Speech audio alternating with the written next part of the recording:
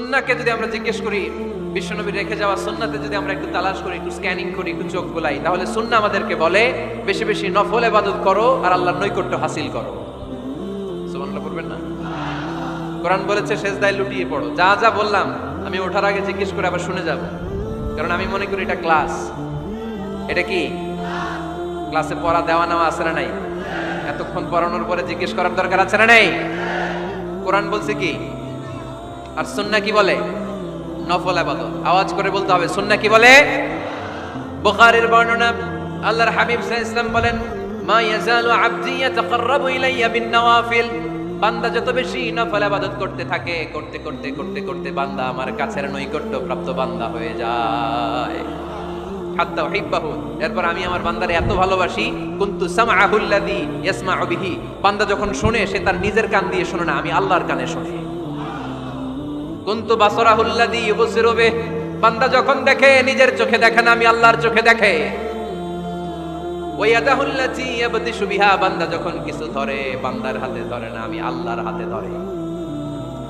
ওয়া রিজলাহু আল্লাতী ইয়ামশি বিহা, বান্দা যখন হেঁটে যায় ওর নিজের পায়ে হাঁটে না, কেমন যেন আমি আল্লাহর পায়ে হাঁটে। আওয়াজ করে বলতে হবে আল্লাহু আকবার।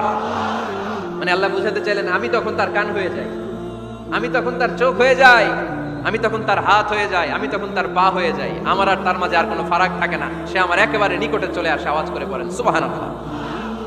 তাহলে বান্দা যখন নফল ইবাদত করে তখন বান্দার হাত আর বান্দার হাত থাকে না, ওইখানে আল্লাহর হাত যুক্ত হয়ে যায়। বান্দার পা থাকে না, সেখানে আল্লাহর পা যুক্ত হয়ে যায়। বান্দা যখন দেখে নিজ চোখে দেখে না, আল্লাহর দৃষ্টিশক্তি সেখানে যুক্ত হয়ে যায়। চিল্লায় বলেন ঠিক কি না? এজন্য নফল ইবাদত করতে রাজি আছেন তো? সুনানে তিরমিজির বর্ণনায় আল্লাহর হাবিব সাল্লাল্লাহু আলাইহি ওয়াসাল্লাম বললেন, হাদিসে কুদসি, কিয়ামতের দিন বান্দার যখন ফরজে ঘাটতি হবে, কিসে ঘাটতি হবে? ফরজে। আল্লাহ পাক বলবেন, উনজুরু হাল্লি আবদি মিন তাতাবু, ও ফেরেশতারা দেখো তো আমার বান্দা নফল করছে কিনা। ফরজে যেহেতু তার ঘাটতি, দেখো তো আমার বান্দার কোনো নফল ইবাদত আছে কিনা। ফেরেশতারা বলবে আছে। আল্লাহ বলবেন তাহলে ফরজগুলার যেহেতু ঘাটতি, নফল থেকে কিছু এনে ফরজে বসাই দিয়ে ওগুলোর ফরজ বানায় দাও। এজন্য নফল ইবাদতের দরকার আছে না নাই? ফরজ তো করাই লাগবে, এটা কম্পালসারি, এটার মাফ নাই, এটা অব্লিগেটরি। নফল করে আল্লাহর কাছে যাওয়া যায়, নফল হচ্ছে ওভারটাইম। নফল ইবাদত কেমন? আওয়াজ করে বলেন। তাহলে কোরআনের আলোকে আমরা জানলাম যে আল্লাহর কাছে যেতে হলে কি করতে হয়? সেজদা দিতে হয়। আর সুন্নাহর আলোকে আমরা জানলাম আল্লাহর কাছে যেতে হলে কি করার মাধ্যমে কাছে যেতে হয়? আওয়াজ করে বলেন। নফল ইবাদত করতে রাজি আছেন সবাই? সবচাইতে শ্রেষ্ঠ নফল ইবাদত হচ্ছে কোরআনের তেলাওয়াত, ঠিক কি না? আল্লাহর হাবিব সাল্লাল্লাহু আলাইহি ওয়াসাল্লাম বললেন, নফল ইবাদতের মাধ্যমে আল্লাহর কাছে যেতে চাও, নৈকট্যপ্রাপ্ত বান্দা হতে চাও, আফদালুল ইবাদাতি তিলাওয়াতুল কোরআন।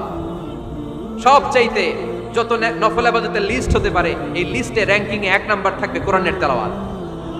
এই কোরআন তেলাওয়াত করতে রাজি আছেন তো? তাহলে কোরআন তেলাওয়াত করব। 2 নাম্বার তাহাজ্জুদের সালাত করব। কিসের নামাজ? হুজুর ফজরই পড়তে পারি না। ফজরই যে ফজর পড়ে তার জন্যই না তাহাজ্জুদ, ঠিক কি না? ফজরই তো পড়তে পারি না, তাহাজ্জুদ পড়ব কখন? তাহাজ্জুদ পড়লে আপনার মর্যাদা বাড়ায় দিবে কে? রব্বুল আলামিন বলেন, ওয়া মিনাল লাইলি ফাতাহাজ্জাদ বিহি নাফিলাতান লাকা আসা আইয়াবা'আসাকা রাব্বুকা মাকামান মাহমুদা।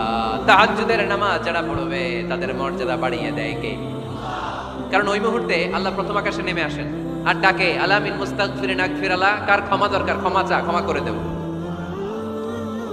আলা মিন মুস্তাকসিন আকসুলা, কার খাবারের দরকার পোশাকের দরকার চাও দিয়ে দেব।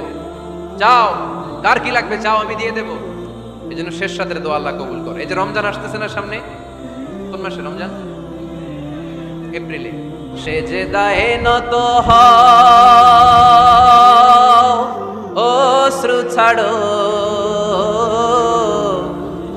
প্রভুর শরণে হৃদয় গাড়ো।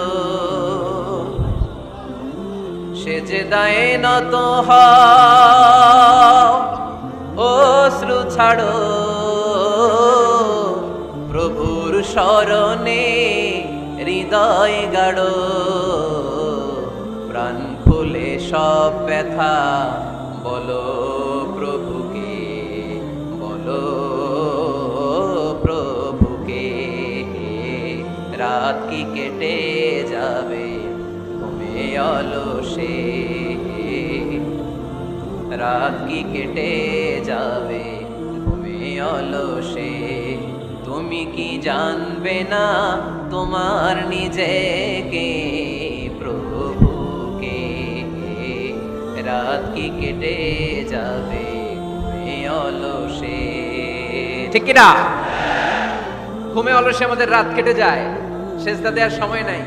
কখন প্রভুর দরবারে হাজিরা দেব, কখন সেজদা দেব? আল্লাহর হাবিব সাল্লাল্লাহু আলাইহি ওয়াসাল্লাম বললেন, আকরাবু মা ইয়াকুনুল আবদু মির রাব্বিহি ওয়া হুয়া সাজিদ ফাকসিরু ফীহি দুআ। তোমরা যখন সেজদায় লুটিয়ে পড়ো তখন তোমরা আল্লাহর সবচাইতে কাছে চলে যাও, এজন্য ওই সময় বেশি বেশি আল্লাহর কাছে চেয়ে নাও। সুবহানাল্লাহ পড়ে। মনের যত আকুতি আছে, যত জ্বালা আছে, যত বেদনা, সেজদায় পড়ে আল্লাহরে বলার দরকার আছে না নাই? কারণ কেউ যেটা শোনে না, শোনে কে? পরীক্ষায় ভালো করতে চান, সেজদায় লুটিয়ে পড়ে আল্লাহরে বলেন। নেককার স্ত্রী চান, সেজদায় পড়ে আল্লাহরে বলেন। নেককার সন্তান চান, সেজদায় লুটিয়ে পড়ে আল্লাহরে বলেন। বিসিএস পরীক্ষায় টিকতে চান, সেজদায় লুটিয়ে পড়ে আল্লাহকে বলেন। পাসপোর্ট দিয়ে রেখেছেন, ভিসা হয় না, সেজদায় লুটিয়ে পড়ে আল্লাহরে বলেন। মনের যত জ্বালা, যত যন্ত্রণা, যত আকুতি, যত হাহাকার, সেজদায় লুটিয়ে পড়ে আল্লাহরে বলেন। কারণ আল্লাহর দরবার এমন দরবার, এই দরবার থেকে কেউ কোনোদিন খালি হাতে ফিরে না। চিল্লায় বলেন ঠিক কিনা? কেউ ফিরে না খালি হাতে আল্লাহরে তোর দরবারে দে, তাই না? পড়েন সবাই, কেউ ফিরে না। আকরাবু মা ইয়াকুনুল আবদু মির রাব্বিহি ওয়া হুয়া সাজিদ। বান্দা যখন সেজদায় লুটিয়ে পড়ে, বান্দা আল্লাহর সবচাইতে কাছে চলে যায়। এই কথাটা মনে থাকবে আপনাদের সবার। আমরা কখন আল্লাহর সবচেয়ে কাছে যাই? আওয়াজ করে বলেন। যখন আমরা সেজদায় পড়ে থাকি। আপাত দৃষ্টিতে মনে হয় সেজদাটা যখন দেই জায়নামাজের উপরে আমার কপালটা পড়ে, সেজদাটা যখন দেই মসজিদের টাইলসের উপরে আমার সেজদাটা পড়ে, সেজদাটা যখন দেই মনে হয় যে মসজিদের কাপড়ের উপর আমার কপালটা পড়ে। কিন্তু বিশ্বনবী বলেন না, তোমার কপালটা আল্লাহর কুদরতি পায়ের উপরে পড়ে। আকরাবু মা ইয়াকুনুল আবদু মির রাব্বিহি ওয়া হুয়া সাজিদ। বান্দা যখন সেজদায় লুটিয়ে পড়ে, বান্দা আল্লাহর সবচাইতে কাছে চলে যায়। তাহলে কোরআন আমাদেরকে জানালো, যদি আল্লাহর প্রিয় হতে চাও সেজদায় লুটিয়ে পড়ো। আল্লাহর প্রিয় হতে চাইলে কি করব? আওয়াজ করে বলেন কি করতে হবে? আল্লাহর হাবিব সাল্লাল্লাহু আলাইহি ওয়াসাল্লাম লম্বা সময় ধরে রাতে সেজদায় পড়ে থাকতেন। আল্লাহর হাবিব সাল্লাল্লাহু আলাইহি ওয়াসাল্লামের সাহাবারা সব সময় লম্বা লম্বা রুকু দিতেন, লম্বা লম্বা সেজদা দিতেন। কিন্তু আমরা রুকুর মধ্যে তাড়াহুড়ো করি, সেজদা দিতে যে তাড়াহুড়ো করি, এরকম আছে না? না, নিমসার এলাকায় এরকম কেউ নাই আলহামদুলিল্লাহ। আপনারা তাড়াহুড়ো করেন? করবেন না আমার ভাইয়েরা। There is no rushing in salah. সালাতে তাড়াহুড়ো নেই। There is no hastiness in salah. সালাতে কোনো তাড়াহুড়ো নেই। সল্লু সালাতান মুআদ্দি'।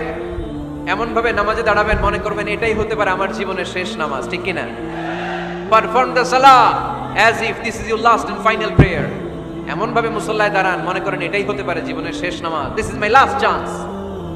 এখন বাজে 3:30। কেউ যদি বলে আসরের যে নামাজটা পড়বেন এটাই আপনার জীবনের শেষ নামাজ, ওই নামাজ আপনি তাড়াহুড়া করবেন? কথা বলেন। আরে কাঁদতে কাঁদতে আপনি শেষ।